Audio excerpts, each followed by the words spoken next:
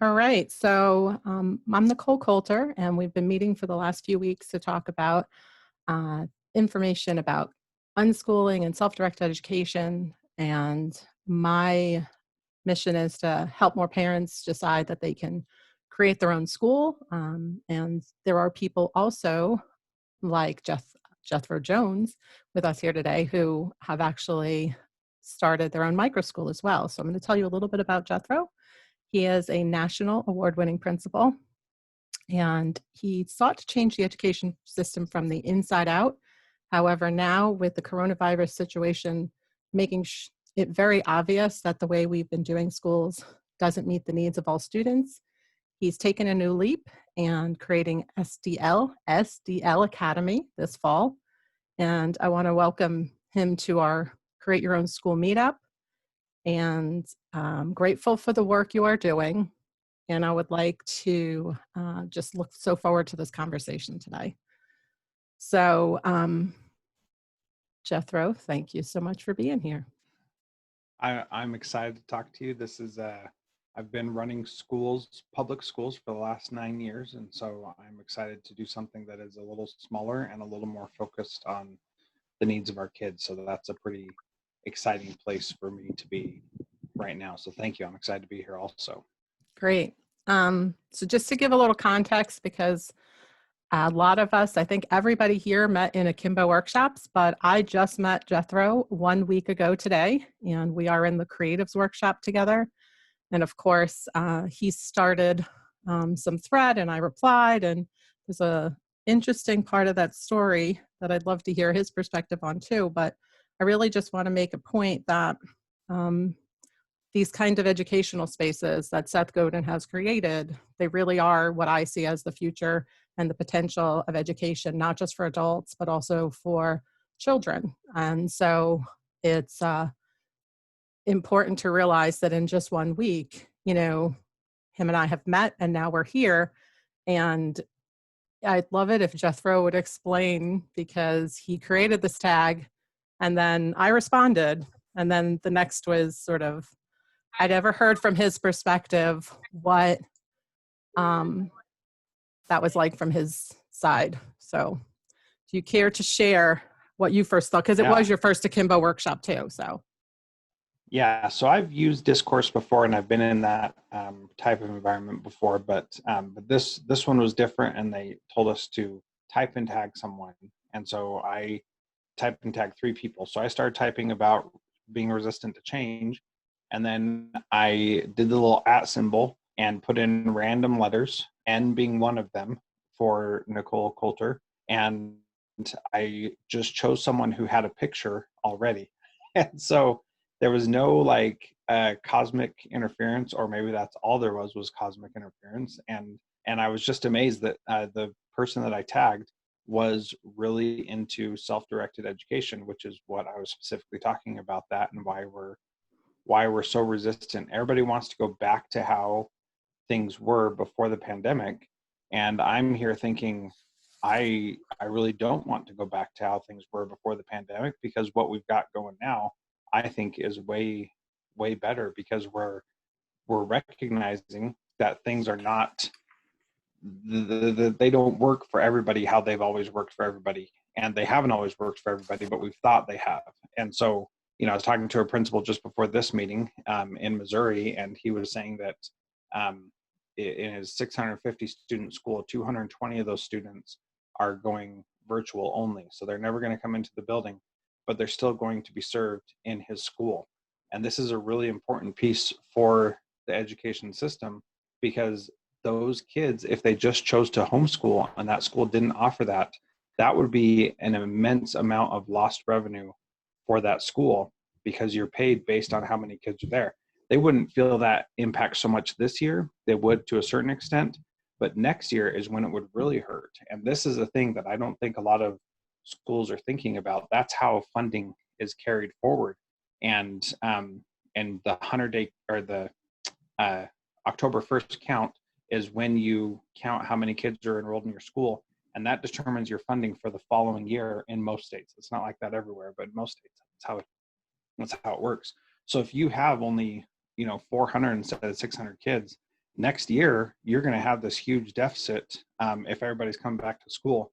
And this school was able to actually capture all those kids and keep them enrolled in their school, which was a smart move. But the reason I bring that up is that for some of those kids, that's going to be a better situation anyway. They may not want or need to come to school. And that's really what my work is all about, is designing our school to meet the needs of our kids, not changing our kids to meet the design of our school. And it's important to focus on kids being first and foremost and letting them be the ones that we're changing everything for.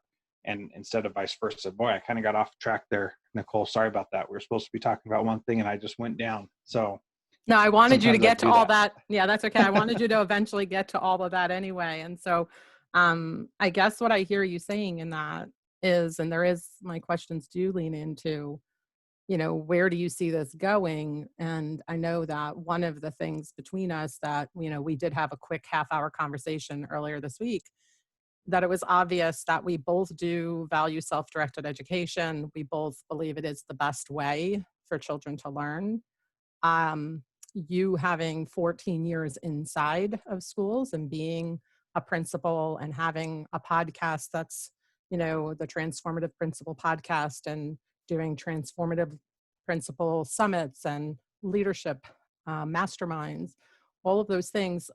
I spent 5 years inside of education, having been a self-employed business owner, entrepreneur type that came in and brought lots of energy and made change in the way that I tried to. But I really, as I said to you, was like, I was an outsider.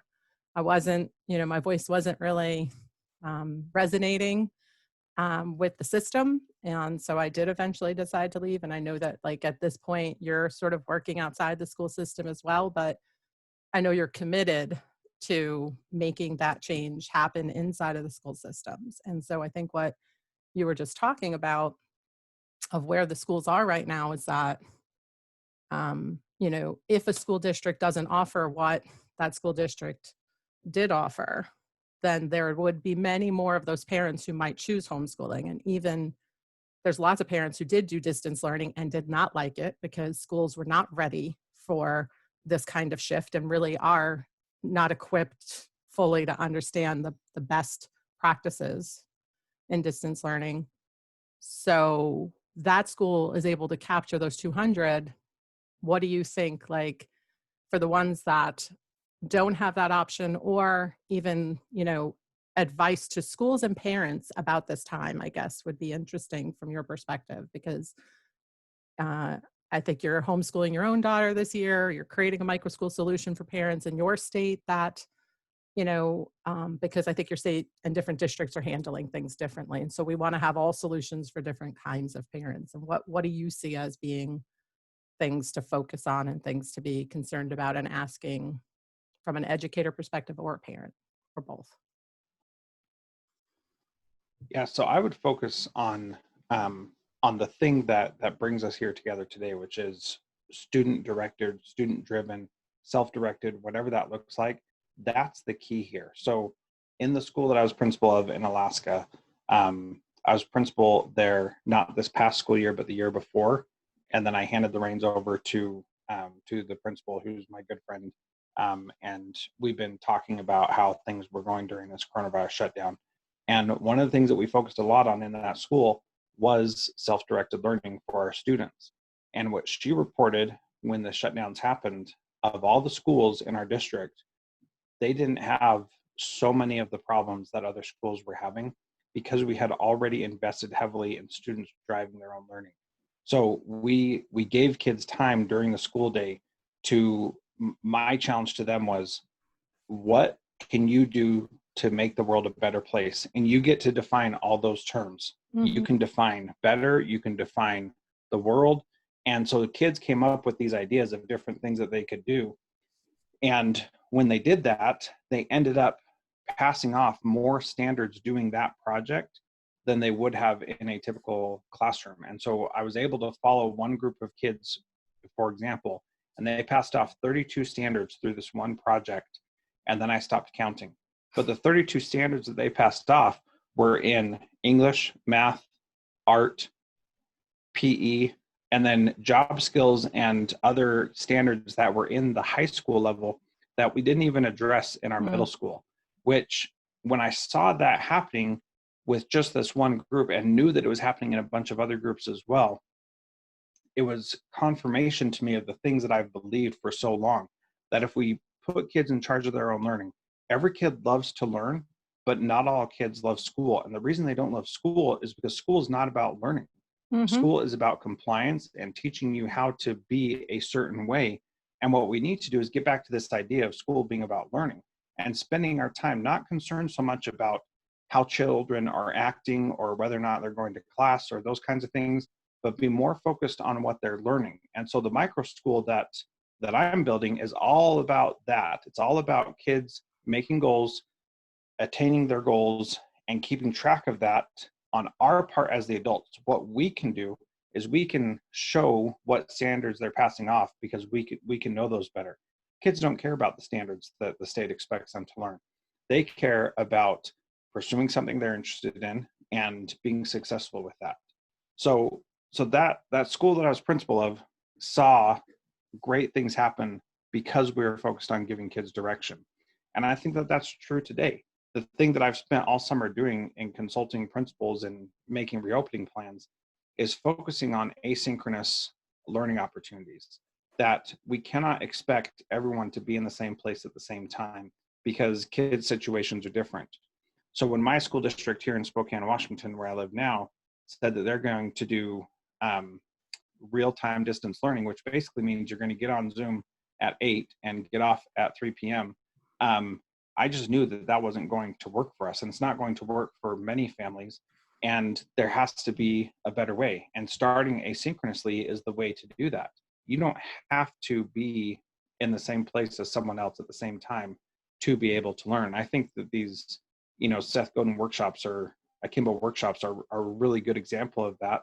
That you do it when you have the time to do it, and you make things work how you can. And sure, there are different things that we can do synchronously, and there's great value in that. I'm not denying that at all. But we need to start first and foremost recognizing that in this day and age right now, there's just not opportunities for everybody to be together. And so for parents, if your school is not offering asynchronous opportunities, and you're in a regular school, you need to demand more of that. And it's well within your right to do that. And it's well within your right to complain and make a stink and, make them uncomfortable with not providing things that are suited for your family. And if you're doing homeschool, then, start being involved in things that allow your kids to do things asynchronously. I think both of those approaches are perfectly feasible and can definitely work.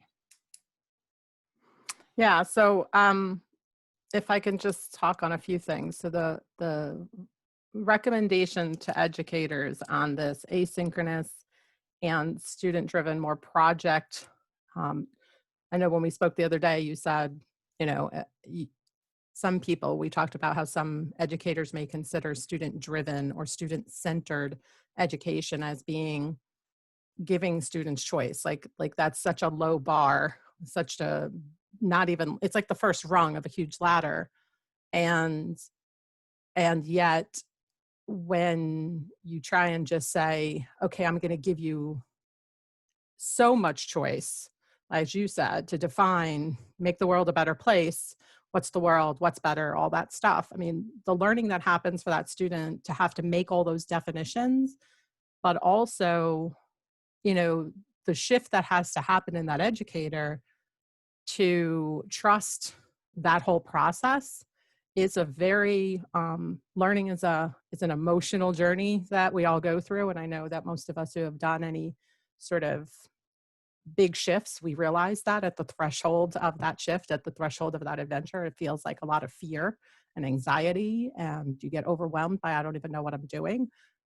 And yet that's pretty much what the world needs right now. So, we just need the educators to kind of be braver in that way, and parents to be braver in that way, because the way we've been doing it is actually causing more harm than good. Like we keep doing the same thing And it is the reason why when we turn and look at the world and, people don't think for themselves and adulting came into the lexicon because people aren't doing it as comfortably anymore. And we wonder where all this came from. We need to really look at ourselves and say that we are causing this problem and we can fix this problem. And so that trust in themselves to be able to hold the space and create the containers that allow this it's not that there's, and I know this when I've been talking about self-directed education, people get this mindset, especially when you add the word unschooling, that they get this mindset that I'm saying that it's a free for all, and you just let the kid do whatever they want, and that can't possibly work. And the reality is that's not what it looks like. It looks like the parent or educator trusting that child, putting things in their path that will inspire them, connecting them with others. And so for parents, just make that shift over to where I'm focused this year. And this was not my intention. Like, I had been building a youth entrepreneurship program because I think it's great when you can learn in that way as a young person. And I still want to do that. But I started having parents now, finally, after 5 years of talking about homeschooling and self-directed education, they were contacting me to ask these questions. And you could only have so many one-on-one conversations. And then you start doing a group like this and say, welcome, anybody who wants to join, like, just jump in.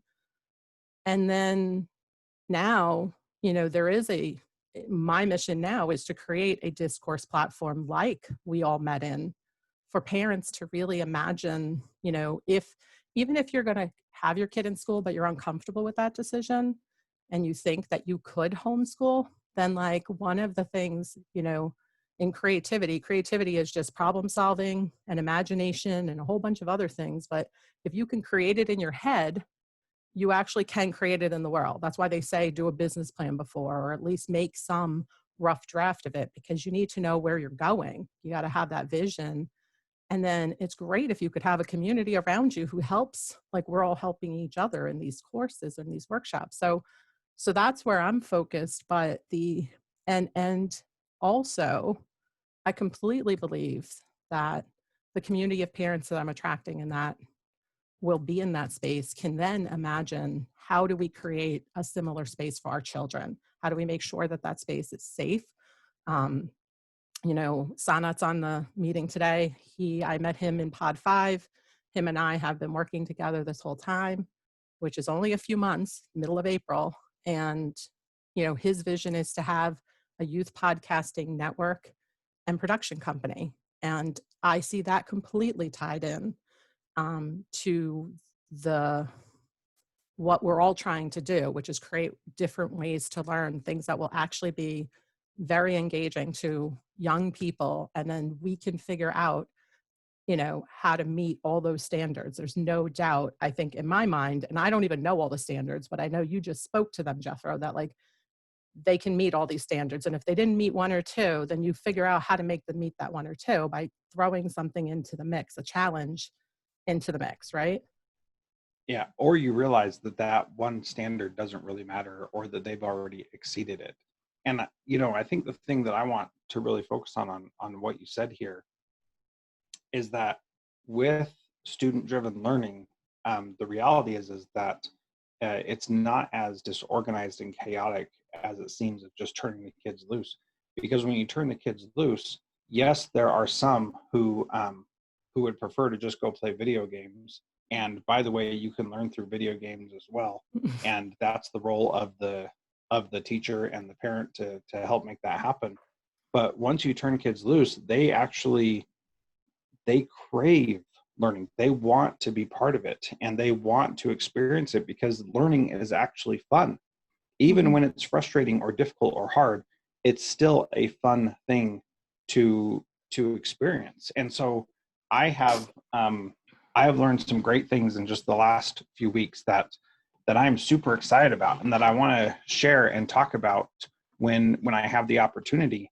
And when you have those opportunities, you can get excited about it, and that's the thing that we're missing from schools is this excitement about the things that kids are learning.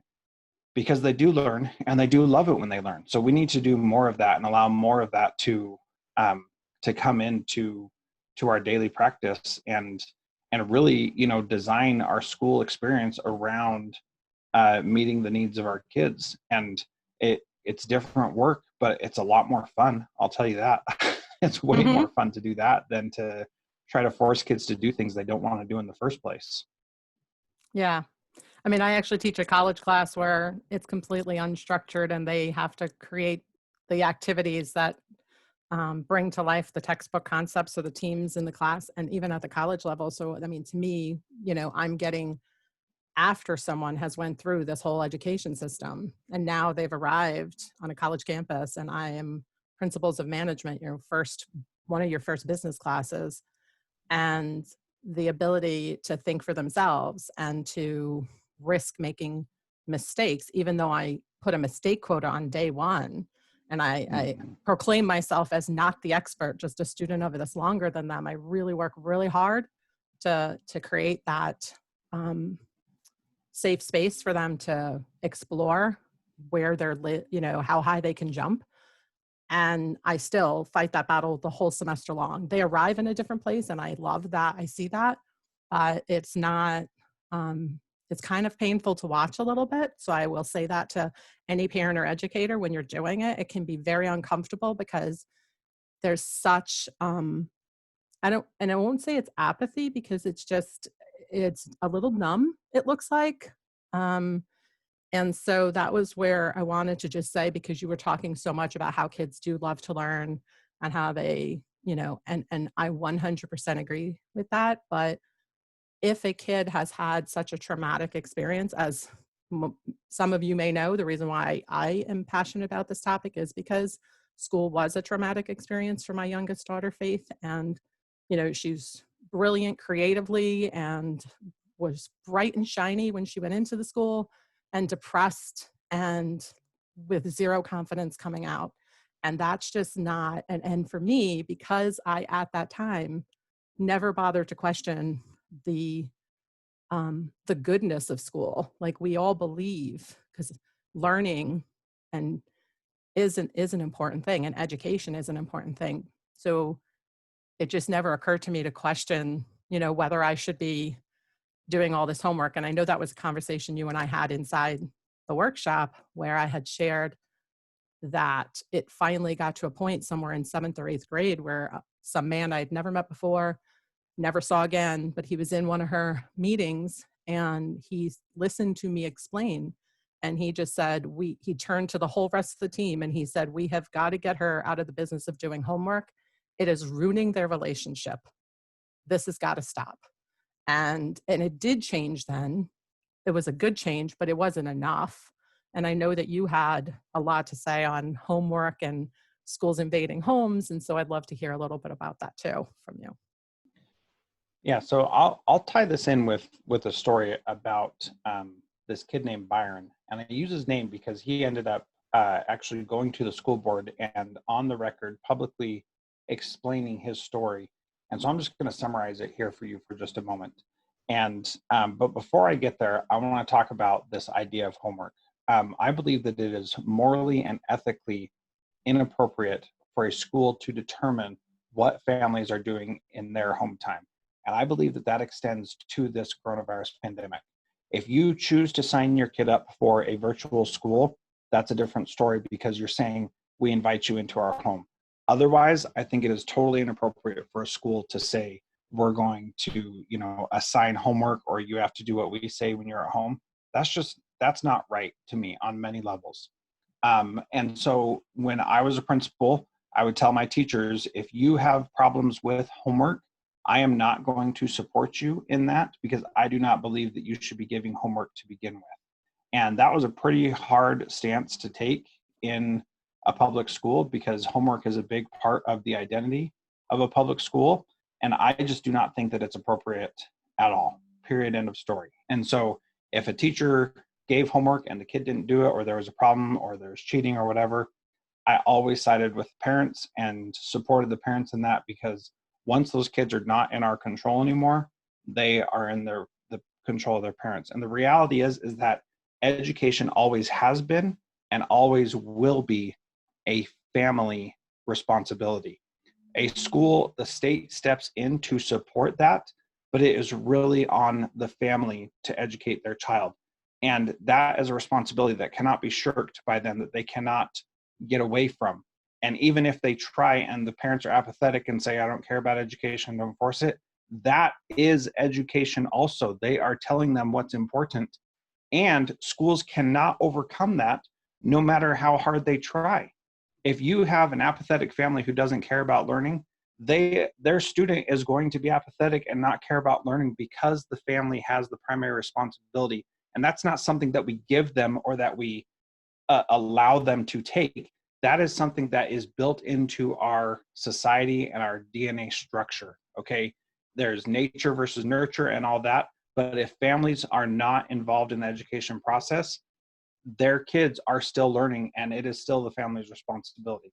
Now, as a professional educator, I take it really seriously to do my best to work with situations like that.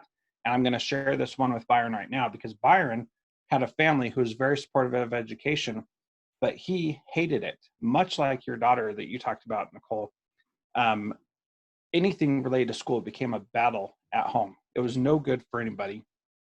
Everybody hated it. He was really awful at school, never on task, always doing things that he shouldn't. And his teacher actually came to me and said, I asked him to write down his mom's phone number, and he wrote down a whole bunch of numbers, like filled the page halfway full of numbers, just all numbers. I mean, what a smart kid, totally taking advantage of his teacher. And he said, I need you to lay the hammer down on him. And I said, it sounds like you've given up on him. And he said, ooh, that hurts because I'm not the kind of teacher who gives up on kids. And he swore at me and said some choice words and then walked away. And I thought, well, I took a leap and maybe that was too much. So I plan to go and talk to him later. Instead, what he did is he said, you know what? I'm going to take what Jethro's been saying and I'm going to actually try it with this kid. So he did. He said, all right, Byron, here's the deal. You don't like doing school. Why don't you tell me how it can be better? And Byron said, okay, well, I think I should be able to, do whatever I want. And he said, okay, what would you like to do? And he said, well, I know that you have a Raspberry Pi over there. I want to build an arcade machine. And he said, okay, you got to get the principal's approval, which is Jethro. And so let's write a proposal. This kid who hadn't done any work all year long, when he was given the opportunity to write a proposal to be able to make an arcade game machine out of a Raspberry Pi, he wrote a 5-page proposal. Wow. And the seventh grade? Was it 7th, 8th grade? Like you said, middle school, he was right? 8th grade at that time. Okay. He wrote a 5-page proposal and I rejected it on the first time. And he was furious because he thought I was just going to play this game. But I didn't reject it and say, no, you can't do that. I said, I don't understand clearly enough how you're still going to learn. You need to be able to articulate to me how you're going to learn because I'm taking a big risk on you not being in any of your other classes. He's like, wait, what? Not being in my classes? What are you talking about? And I said, well, if you're building a Raspberry Pi arcade machine, you're not going to be able to go to social studies and science. You're going to need the time to do that. And he's like, you mean I can get out of my other classes? I said, well, if you do the proposal right and you show me that you're going to learn these things anyway, then yeah. So he went back furious that I said no, but also hopeful because I said that he could get out of classes. Rewrote the proposal, gave me a much better proposal than he would have anyway. And he spent hours on this thing, which was amazing because this is the kid who would not do anything just to spite us. So he now is getting engaged, getting involved, and he got the proposal. It was great. We ended up letting him use his whole entire day to work on this Raspberry Pi project, which he did. He put together a price list. I bought him the stuff. He started putting things together. Guess what? He never completed his arcade machine. That's the beauty of this. He never even succeeded, but he spent a ton of time, totally changed his behavior. Then when he was struggling with different aspects of the education, he would go to his teachers for advice on how to implement something or to learn something to help him be able to do it better. So this kid who was totally disengaged, hated school, turned out to be a quote unquote star student because if we measure by learning, He learned more than most other kids did that year, and I could document it on the standards that he passed off through his research, through his reading, through his writing, through his computer programming, taking basically a introduction to Python coding course that we didn't even offer in our school, but he had to learn how to do that himself. Now, all these things to say, these kids who are totally disengaged from school, they're disengaged because school sucks. That's all there is to it. And when they can become engaged in something that they actually care about, or as Seth Godin calls it, enrolled, that's when they change, and that's when they become the kids that we know that they are. And his mom was in tears because of how well he was doing in school. The negative phone call stopped.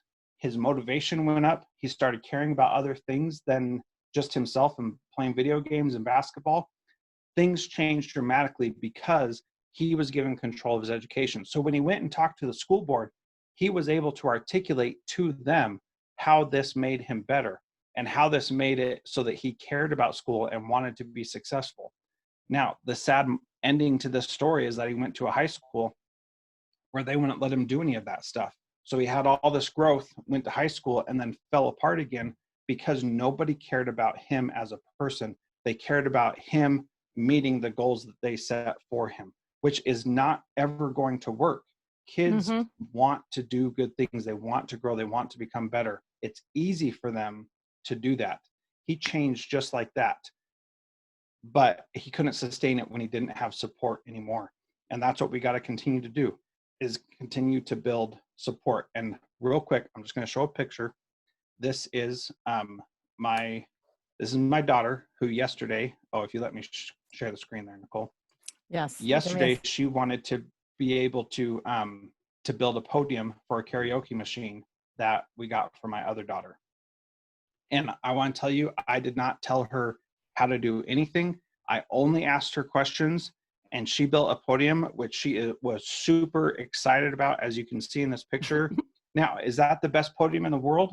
No, but she had to figure out some hard things as she did that. She had to learn something. She had to understand how to build something. She had to understand how to do different things. That was huge. That was an evolution and a good project for her to do. But it happened because she was able to be given that support to do something that she wanted to do. And when we do that with kids in whatever kind of learning environment they're in our home, in school, whatever, then that's when we see amazing things happen.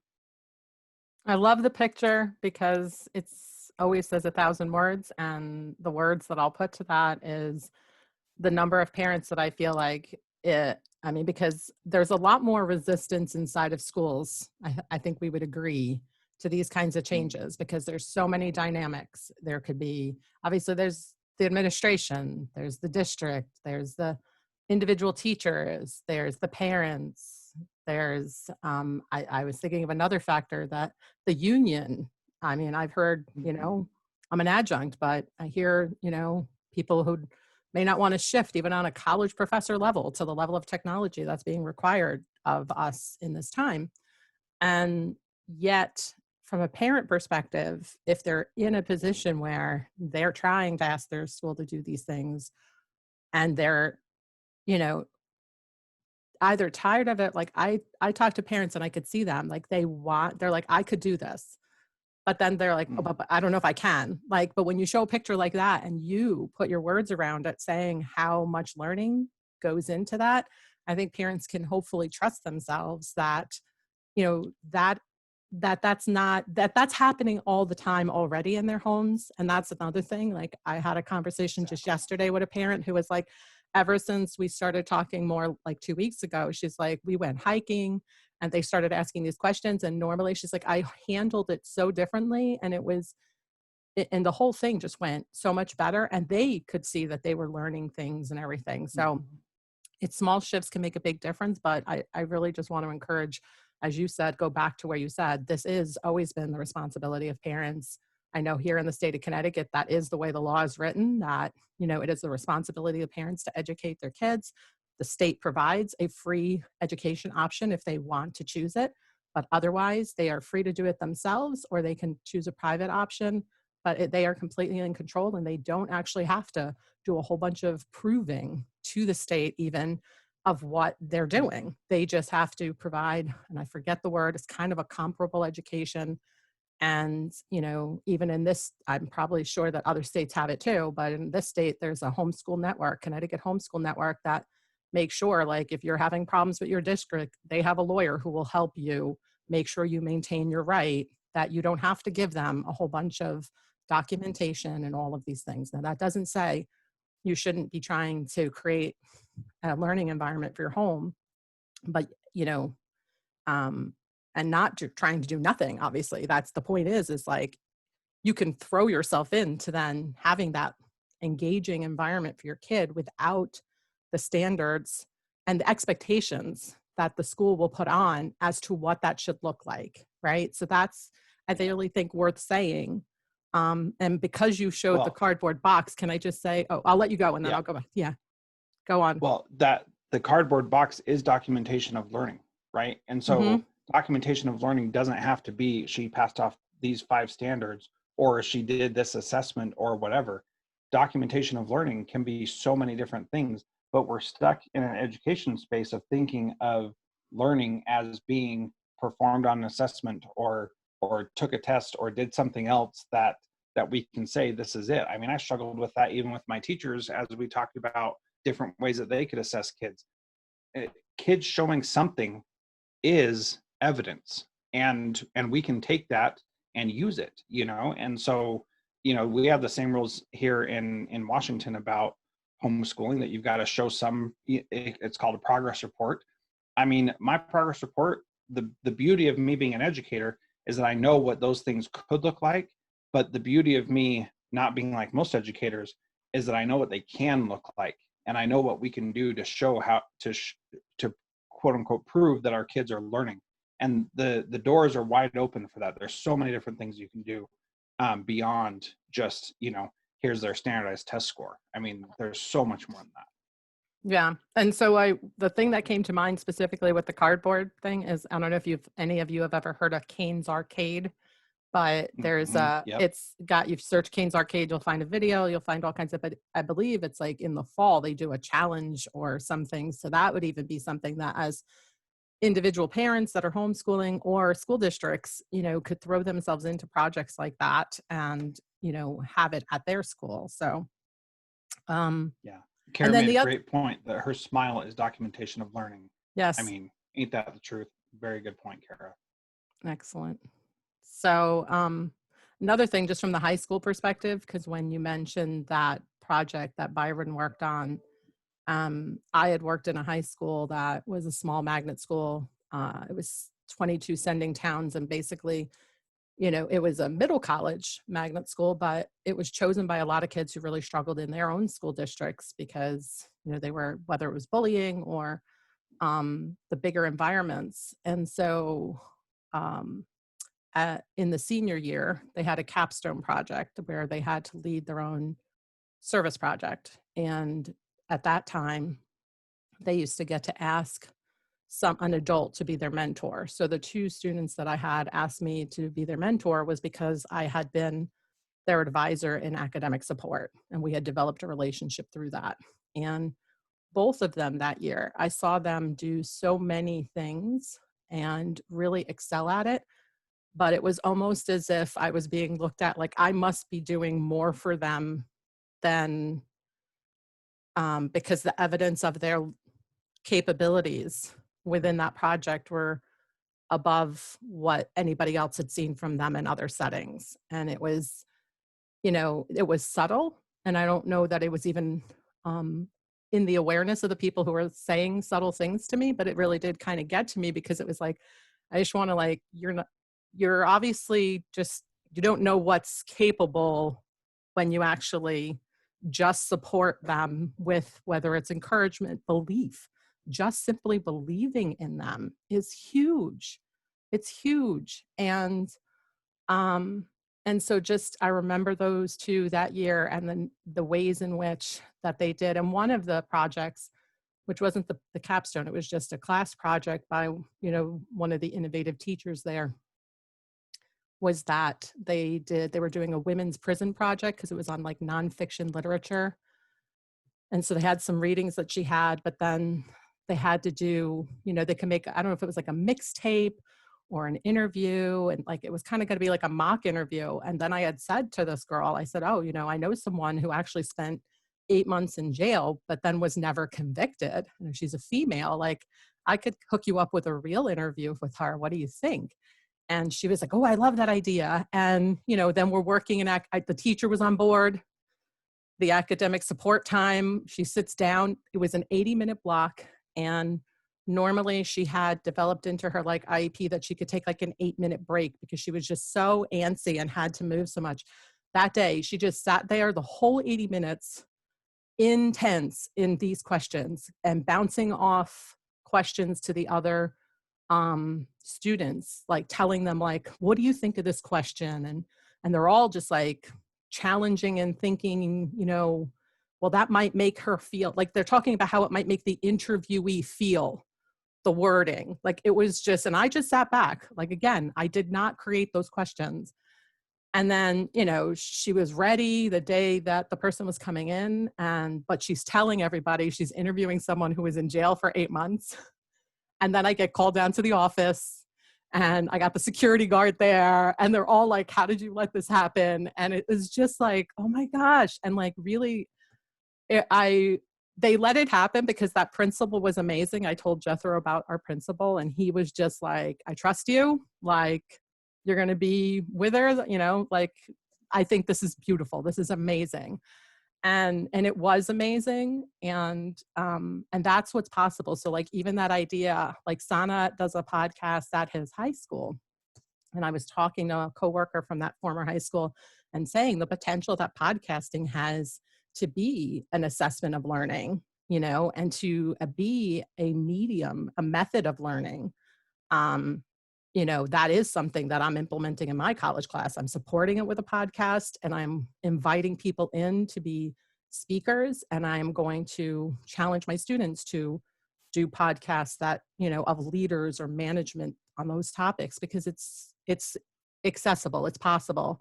And I'm excited to see how that goes this year. But the independent project, that's the other thing I wanted to mention on this. If you're not familiar with the independent project, which was in Berkshire, Massachusetts, a principal who allowed a group of students to spend a whole year, I believe it was, the whole school year, taking no classes, but learning. They structured it where week, the group, let's say it was 10 students, it wasn't a huge group. They spent the whole day together. They didn't have any teacher in there during their time. They had their own space. And they would make a plan of like, okay, this week I'm going to dig into, this whole thing about ecology. Like, I'm really interested in this water thing that, and then the other one would do this, and they would each take on a topic. And at the end of the week, they would do a teach back day where they taught each other the thing that they had learned. So they spent half the day doing that and the other half of the day doing their independent project. And they wrote books and they learned how to play piano. And at the end of it, their collective project was that they made like a short film about the project. So you could find the first year's project video out on YouTube, and then you can find another guy, Charles Tsai, Tsai. He did a kind of a mini film, a documentary on them for their second year, and it's a beautiful project. But I interviewed the principal who had done that a couple of years ago, and she's no longer there, but she said, of course they changed it. Like, as soon as, the people who really believe in that and are comfortable with it, it started to be, now it's only a half a year, and it's only open to certain kinds of students, and it's or things like that. I can't remember the details of how she said it changed, but it's sad when that can get so easily taken away. And I think it just wants me to say and encourage schools, because I know at that high school I worked at, they had a rubric for the independent project, but the only time that rubric was being used was for that capstone project. I would love to see schools offer students the ability to have an independent project year, especially for students who they have all their credits already. Like, because on here, we've had a girl who left high school because she wasn't being challenged enough. You know what I'm saying? Like, and to your point, that if schools want to um, maintain their ability to sustain themselves, because when people start to explore what the learning looks like and how possible it is without their help, you know I think we will find more, and there becomes resources, which there are more and more resources popping up to help with this, more and more people like you and I to help with this, that the schools they'll have to do it. And that's always been my goal. It's not like I'm saying I want public schools to crumble, but I'm like, if you're not going to receive or hear what I'm saying from the inside, then I'll do it on the outside and hope that, because I keep telling you I love you, public schools, and I want you to come up to, the 21st century, I will help you in any way I can, and I'll find other people who will help you. I just think that we are probably at the point where that can happen. So, which brings me, I had a quote, by the way, from one of your podcast episodes. So as I said, you have the Transformative Principal podcast, and you had interviewed Ted Dintersmith, which I've seen his film, The Most Likely to Succeed, and he has a book by the same name. And he talks about the innovation playlist that he developed, which is to help schools make positive, informed change. And it was in that interview, he shared a saying where he said, change happens slowly right up until it happens quickly. And at that point, that was just last summer that you put that episode out. And, he obviously didn't know what was going to come in this 2019, 2020 school year, but he said kind of like, almost, wouldn't it be nice if this was the year? And, when I think about it, what do you think, schools, let's see if we could recap a few other things that we may not have covered that schools really need to be focused on to do that rapid change that's possible. What are your thoughts? Really, it's all up to them. I mean, I went into so I've been a principal of 4 different schools now. One was a prison school, one was a homeschool program in Alaska, 2 were middle schools, and I was assistant principal in elementary school. Change can happen quickly, and everybody says, like, your first year as a principal, you want to go in and not make any changes. And I never subscribed to that. And I thought, we need to, if we don't make any changes in a year, we've let a whole group of students down. And I can't stomach that. We need to be doing the best we can every single day for all of our kids. So what will it take for schools to make the changes rapidly? It just takes them desiring to do so. Sometimes they'll be compelled to be desired to do so, like we are in this pandemic right now. But they can make that choice right away. And there are thousands of great teachers who close their doors and do whatever they want in their classrooms. And that is perfectly fine, and that's great. What we need, though, is the best thing about this pandemic is it has forced us to rethink how we're doing things. And once a school offers a student, like many are this year, an opportunity to be in a virtual school all year long, they're not going to be able to backtrack from that. They're not going to be able to close all the e-learning options down next year, because families are going to say, this worked really well, I want to do this again. And that's great. And other families are going to say, nope, I need my kid in school physically in a building with other people, because for whatever reason. Often we say that's because the parents need to work, but sometimes it's because the parents just want to turn the education over to the school, and that's their prerogative to do that as well.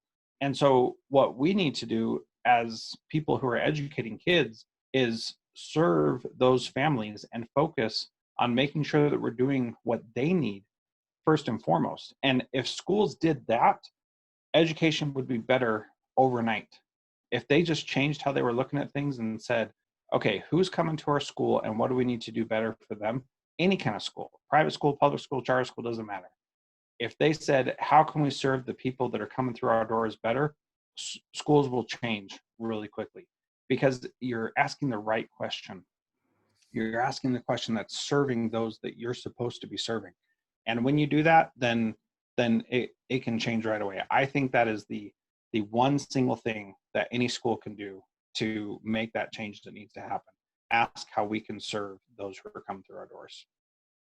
Yeah, I had written down, I had just stumbled upon, well, I was looking up some stuff with John Holt because we have an assignment to who has inspired us personally to do the work we're doing. And John Holt's the guy who coined the term unschooling and had organized in the homeschooling community in the 1970s, to the point that through a newsletter at that time, through connection and sharing of stories and sharing of um, what was happening in the legal scene in each state, it was part of really making homeschooling legal throughout the country.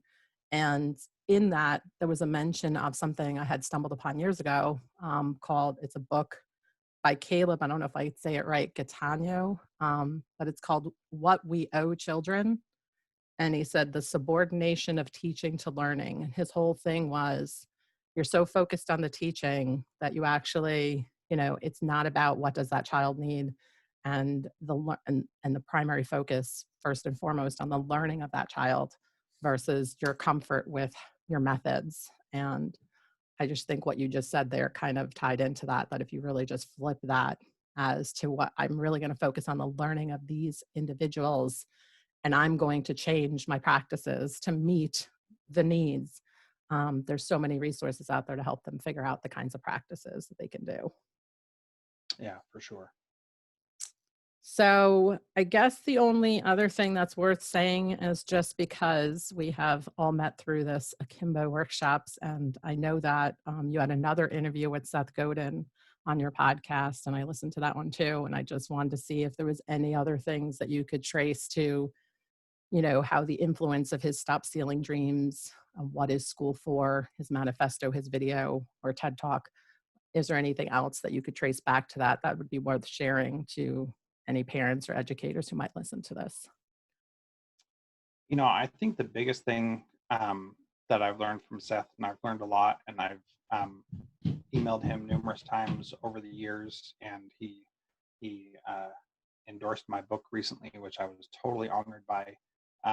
What I think the big thing is, you've got to stop trying to reach everybody, and you need to find your people. And um, and that is what I've really tried to do lately. And I've taken opportunities like the Creatives Workshop to connect with people who are more my people, because I've learned sadly that public education people are not my people, and they just can't handle my crazy ideas. And I would love it for my ideas to work in all of public education, but I think that's a titanic system that I'm not a big enough iceberg to do anything about yet.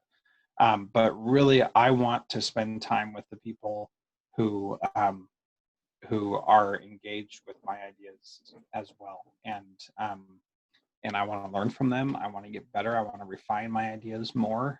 Um, and like this example, this interview that we've just been doing for the last hour has been great and has been helping me refine some things that I've thought that I haven't said um, before in the same way.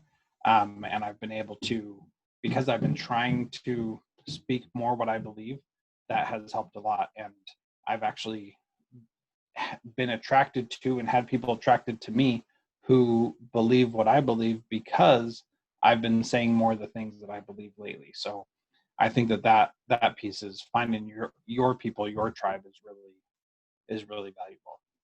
Excellent. Yeah. So I did see some new questions in the chat, and I did want to just say that you do have a new book coming out in September. And can you just tell us the title, or is it already available for purchase? Well, I just got my copies yesterday, so that's pretty exciting. But it's called SchoolX, and you can get the first chapter for free at schoolx.me. And really, it's about designing a transformative school experience for students, for parents, for teachers, and for yourself as a school leader. So the audience is, I really wrote this for other principals who were in my position. But I think right now this book applies to anybody who is trying to redesign schools for their own kids and try to figure out how to make things work. So, I mean, honestly, this could not have come out at a better time, because it's really about changing education to meet the needs of those who are walking through our doors. Yeah. So I know I'd want to respect everyone's time. I don't know if you have to go, Jethro, or if you have a few more minutes. I've got a couple more minutes to answer some questions. That's my Yes. favorite part. So Good. I was asking them, but I will say that I'm going to turn it over and then the iceberg. Can I just give you some confirmation on that? Is that what I have heard? And I totally believe it is that there's this spectrum of people, and right now the normal curve has everybody is stuck in this, but the bigger that the people that resonate with your voice and it's growing, the rest of these people, they just want to follow what's like more proven, more feels comfortable. So the more of us that can make them feel more comfortable, I don't think we can, I don't subscribe that we could be as far off, or that they won't, that all of those people will not resonate with your voice. They just haven't heard it and it didn't make sense to them based on the paradigms of before. And now that is part of the, the silver lining in the pandemic, is that I think it did make people go, wow. So I had a question that I saw from Karina. If she could kind of talk to that a little bit, I think that'd be cool. Hi, Jethro. Thank you very much. Hello. I'm really enjoying this entire presentation. So my dad was a school principal, and I know Joe has got a lot of family as well that are educators as well. And so huge respect for education. I absolutely was just pinging when you said education should be a family responsibility, because that's something I see as, I don't know about failing in the system right now, but the sense that, the teachers are supposed to teach my kid everything from, calculus to communication skills. And I'm thinking, well, where do you come in the mix? So I loved the way that you flipped that around in the phrasing. I had been searching for that phrasing, so I really appreciated hearing it from you. thank you. I tend to focus on the future of work. And so to your point, like one of the things I actually do when I talk about the future of work and how long these things take to seep into the consciousness, is I say, you look around and no one else is riding in here on a horse. So I feel, Nicole, your conversation, and Jethro, yours, is that over time, everyone will come into this space. So like they'll all assimilate into what we're seeing as an obvious need. So my question is specifically about EQ skills. And I have a sense of what I think you're going to say, but where can the education system adjust? Because I see EQ skills as being so much more impacting than it has been in the past in terms of the future of work, and how do we encourage young people to step into that space? I think right now the education system kind of really dampens that part of their learning, and I think we need to blossom a little bit more. So Yeah, absolutely. Again, this goes back to the idea that parents really teach those skills to their kids, and they're the primary responsibility for doing that. And so schools can support that work, but parents are teaching that intentionally or unintentionally by how their own EQ skills are as well. So like there's this little battle going on of who the kid is going to listen to. But what schools and teachers can do is they can let the kids struggle productively for a little bit longer. And so with my daughter making that cardboard podium yesterday, she made a lot of mistakes, and it drove me nuts because I knew how to do it. I just wanted it to be done. I was trying to work, and she was, kept bugging me with all these things. And I could have said, here's how you do it. I'll do it in 5 minutes. But no, it took about an hour and a half for her to make that. Now, for my daughter, who's 8, to persevere and pay attention to something and keep working at it for an hour and a half, that is a big deal for me, because she is very quick to give up on things. So let kids struggle a little bit longer, and don't throw them out there and let them, drown, but let them struggle a little bit. And I was a lifeguard when I was in high school.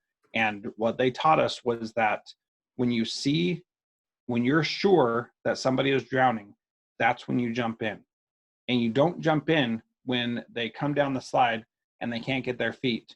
You wait till you know that they're drowning before you jump in, because jumping in to save someone's life is a big deal. And so I only had to do that once the whole time I was a lifeguard. And that's because I knew that the woman could not get her feet under her to be able to stand up in water that was only up to her waist. And she was just flailing and struggling. But I knew enough to know that most people do that and then they calm down and they let gravity and buoyancy work. This woman wasn't doing that. She wasn't letting those things work. And I could tell. That's when I blew my whistle and jumped in. So you've got to let that struggle happen a little bit. We never want kids to be in a place where they're not safe. We never want kids to be in a situation where they could be hurt emotionally or physically. But we also want them to experience different things, and you learn by struggling through things. And I think kids need to be able to do that so that as they get older, they can struggle through the challenges that they face in work and in their life and other things. And school is a great place for that productive struggle to happen. Good question. Yeah, thank you, Karina. Karina has a podcast called Tilt the Future, right? I think, which is on the future of work and Gen Z kind of transition. So Sanat is also I'm asked going to a great subscribe to question.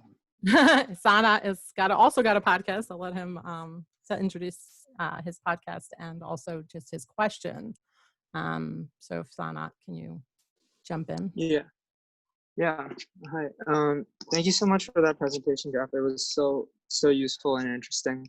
I loved hearing about your experience. So, and I can definitely relate to a lot of like your mission behind it. Obviously, I haven't done nearly as much, but I have the same sort of vision, I guess, for the future of education. So, in terms of what I've been doing, like my podcast is called 21st Century Visionary, and basically it's sort of featuring those kind of young people who are taking their education in their own hands in a way, and mostly entrepreneurial youth who are sort of just going outside the system to create organizations and companies to make an impact in their own community and society.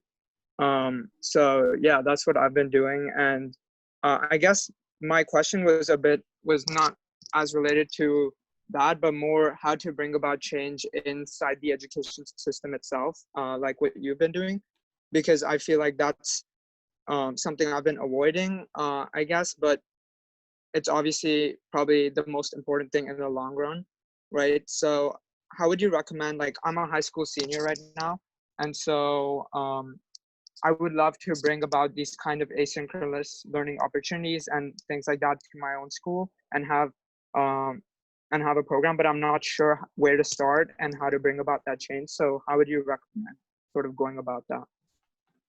Yeah, that's awesome. I'm so proud of you, Sanat. Good job. Who is your favorite teacher? My English teacher last year. Okay. And why is your English teacher your favorite teacher? She was like basically I wouldn't even she was like so different from a typical teacher. She was basically like helping us self-direct our own education. She didn't have any like strict rules. Like you could basically walk out whenever you wanted. She literally said that you could come in at whatever time. She never marked you late or even absent, I think. And then really, if you had any, like if you wanted to work on something else, like a lot of times students would try to hide what they were doing, like they had some other homework due. She was like, just tell me and you can do whatever, because I mean, I know you're not going to focus during the class. And then she just made everything so like everything was focused on learning, and somehow she tried to fit it into the curriculum, but really it was just all about like helping kids learn. And like she had so many different options for students to choose between for things they could do. Like she didn't just give you one thing that you have to do. So like all of those reasons. Mm-hmm. Yeah. Very good. So what I'm hearing you say is that she really cared about you as a human being first and as a student second. Is that a fair summary of all you said? Yes. Okay. So she is your champion. She is someone who believes in you and wants you to be successful. Any kid in any school, you go find your champion teacher and you start having these conversations with her and you say, hey, I'm doing a podcast and I've already got 11 episodes out and I want that to count for school. How do I make that happen?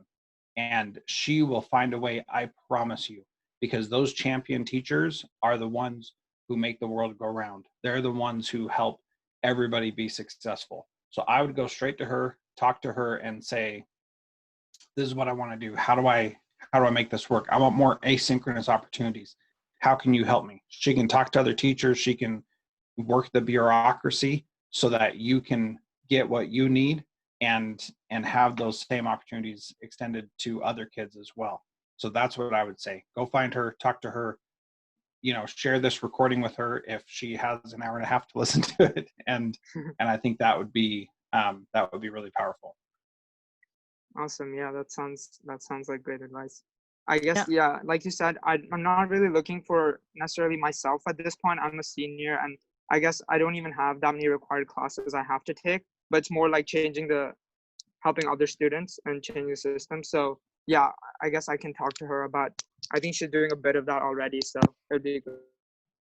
Yeah, so the benefit of you doing it for yourself is that it shows a model for other people to say, look, Sanat did it, we can all do it. No problem. More kids can do it. And that's where the benefit of that is. And that's a possibility. Yeah, and I would just like to add, Sanat, that with your vision of wanting to have a network of youth podcasters and already having a podcast at your high school and already having a journalism program there,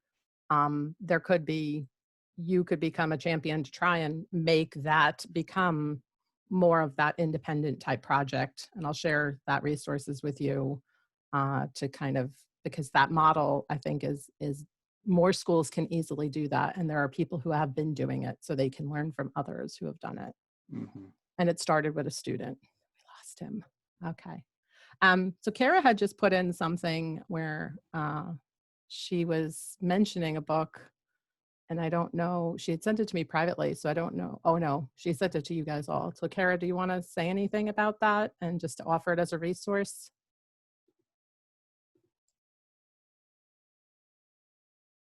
Or if anybody, I didn't see any other questions unless I missed somebody, so. Thanks, Nicole. I don't need to say anything about it. It just kind of keeps popping to mind that I hadn't ever heard you mention it. So, and I haven't looked at it in a couple of decades. So I didn't know if it was still on the horizon at all, the Teenage Liberation Handbook, but it was really influential to me at a time. I've really appreciated this discussion and have, so many thoughts rambling around in my head. One is related to homework, and I just really appreciate your views on homework, Jethro, and I agree. I think I think having expectations of families is completely unethical. And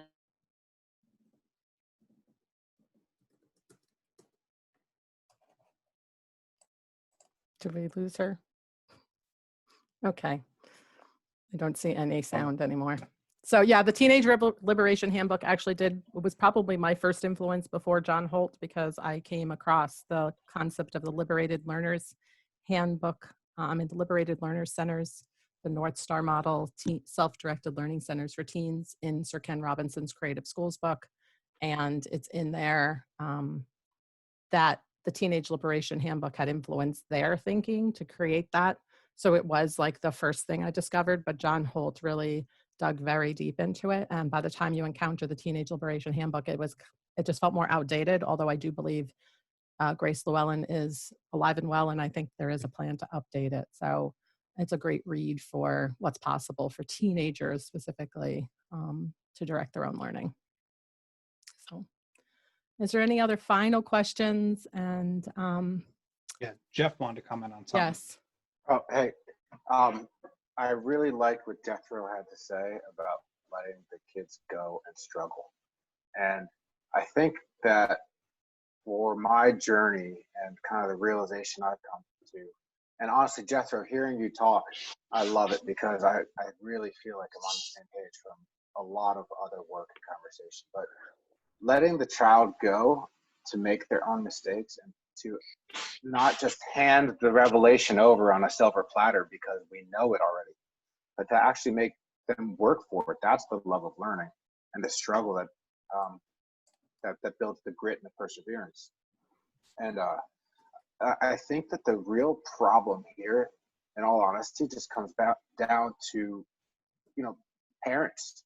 Because the problem with this system that we're talking about is it requires parents who deeply care and can actually let go, but also be there while letting go. And I think that a lot of parents are too selfish, stuck in the old way, and also unfit to be good parents. And that's the struggle for me, because I feel like we're talking about two totally alien concepts. We have, for one thing, which is a beautiful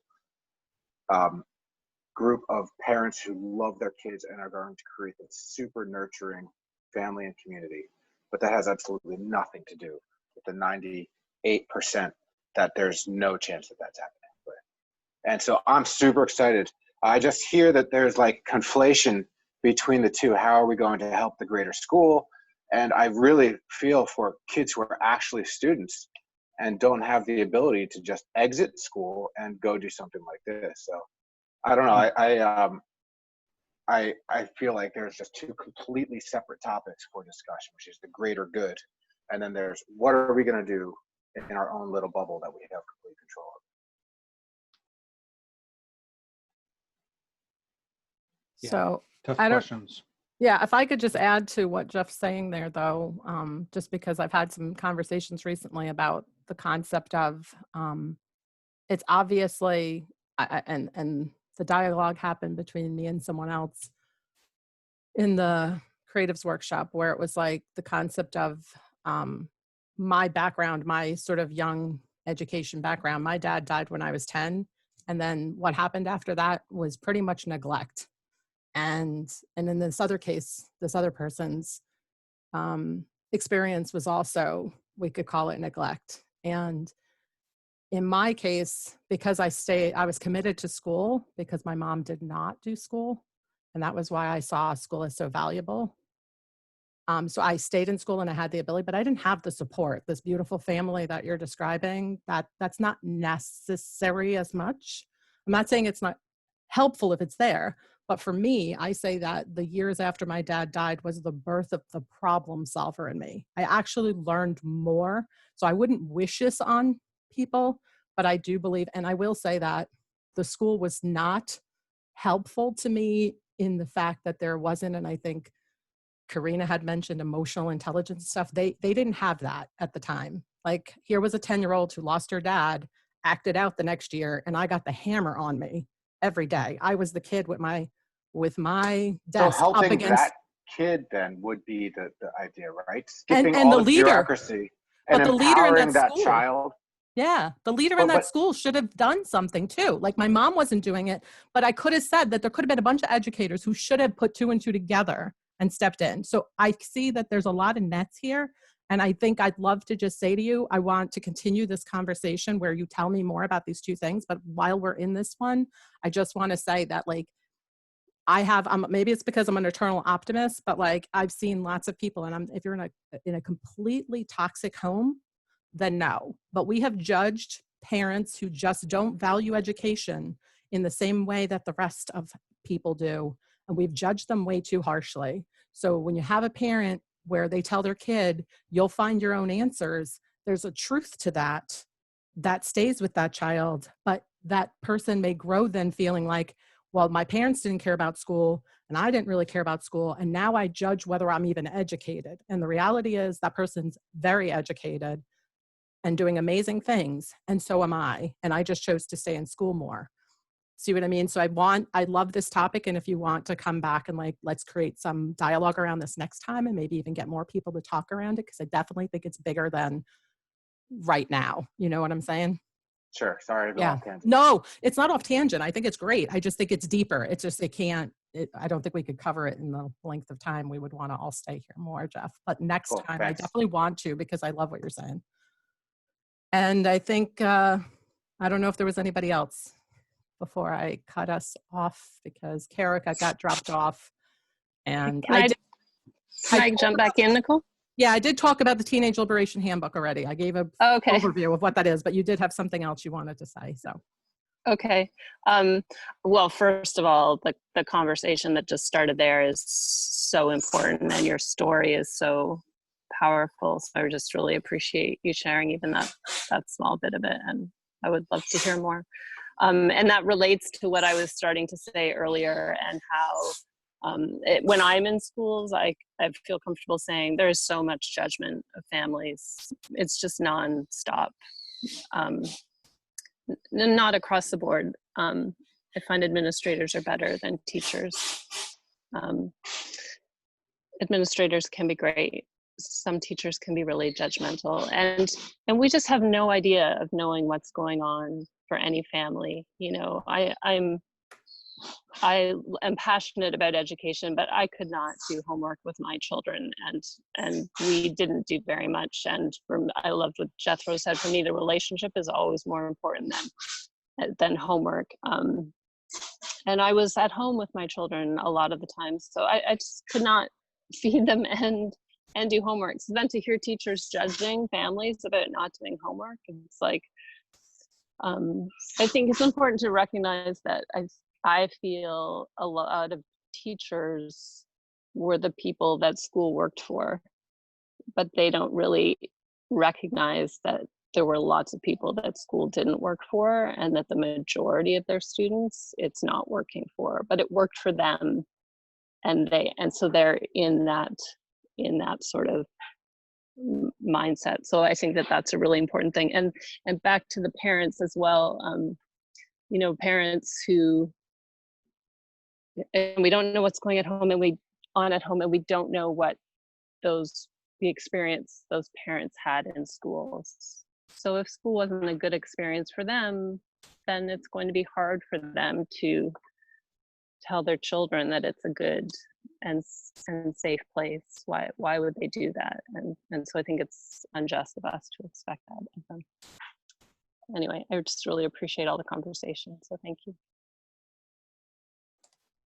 Thank you so much. So I don't think I see any more questions. I'm going to thank you all for being here, especially thanking Jethro for making the time. I just asked him yesterday afternoon or last night. And so I love that you're here. I look forward to continuing to support you in your work and the mission and the things that you want to do in the world. And is there anything else you'd like to add? I just want to say thank you. It's a big difference talking to people who get it and talking to people who don't get it. So I really appreciate being able to chat with you here. I put my email in the chat, jethro.jones@gmail.com. Please reach out. Any questions, thoughts, anything you want to talk about. I'd love to continue talking about things. And then Sanat, make sure you reach out. I got a couple people that you could connect with that I think would be really good for you also. The thing that's so powerful is that we all care and we're all here together. And I think that is like 95% of the battle right there. So thank you. And then Karina, my podcast is called Transformative Principal. And I'm veering more into these unschooling conversations than I have in the past, because I really think that's what the future is going to be. So anyway, just want to say thank you, Nicole, for bringing me on and letting me be part of this. And I hope to chat with you all again sometime soon. Yeah, so I want to encourage people to share his resources. I'll put a show notes thing together to share the specific episodes that I've found so helpful. And I have seen he's got a lot of episodes. He's been doing it for a long time, but the shift now is really talking, like I think his latest episode was talking to a microschool that runs like a bike shop and a bakery. And so it's really, amazing. really, I haven't listened to it yet. I haven't listened to it yet. So, but I have listened to Seth Godin and Ted, and I'll share those and so thank you again, everyone, until next time. So next week we'll meet at the same time, but the week after my college class starts, so I'm bumping it an hour. I hope that doesn't make anybody who would want to be here unavailable, but I have been promoting it as the same time every week, but I have to move it till 1 hour later that week, okay? So thank you so much. Bye.